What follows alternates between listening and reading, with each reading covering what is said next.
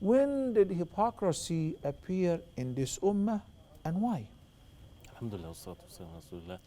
Hypocrisy was not present in Mecca when the Prophet ﷺ was there. Yeah? It started when the Prophet ﷺ migrated to Al-Madinah. And this is, as the ulama, they say, it's because of the establishment of the faith and the belief. This is where people will start to get into these paths of hypocrisy, because hypocrisy basically a person pretending with his outside appearance, speech and actions that he's a Muslim, that he's a believer with the believers, he even prays with them.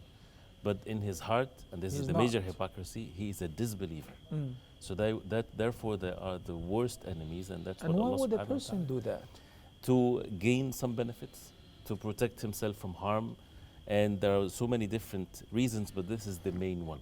Like, for example, the chief of the hypocrites in Medina, he didn't want to, he lost his position when the Prophet ﷺ became established in Medina, so he didn't want to lose more, and he wanted to gain some of the grounds that they would When have. you said to protect themselves from harms, but we already know that in Islam, it doesn't allow forcing people to declare Shahada or to say La ilaha illallah. In addition to Abdullah ibn Ubay ibn Salul, the man whom you're talking about, has declared this belief in Medina, and the Nabi sallallahu alayhi wasallam did not touch him. He offended the Prophet sallallahu alayhi wasallam and his companions, and the Prophet sallallahu alayhi wasallam pardoned him.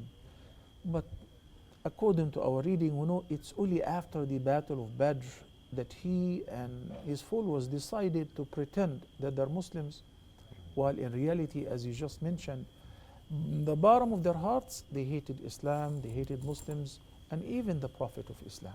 Right. And the actions that they would do, if they would do it in a state of disbelief, it becomes even a punishable act. But they would do it in a hidden matter, and they would spread among the believers what the disbelievers are not able to do so.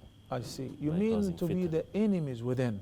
Exactly. And that is even a greater harm to the ummah than if you declare yourself as a non-Muslim. Right, and it's a very dangerous thing, and that's why Allah subhanahu wa ta'ala, by the mercy of Allah, He mentioned their characteristics in many, many verses in Surah At-Tawbah, which is Al-Fadiha, the one that exposed the hypocrites, so that the believers would get to know these signs to warn themselves against them, and to warn our own selves from having these evil characteristics. I see. The characteristics see. of the hypocrites. May Allah protect us against Ameen. that.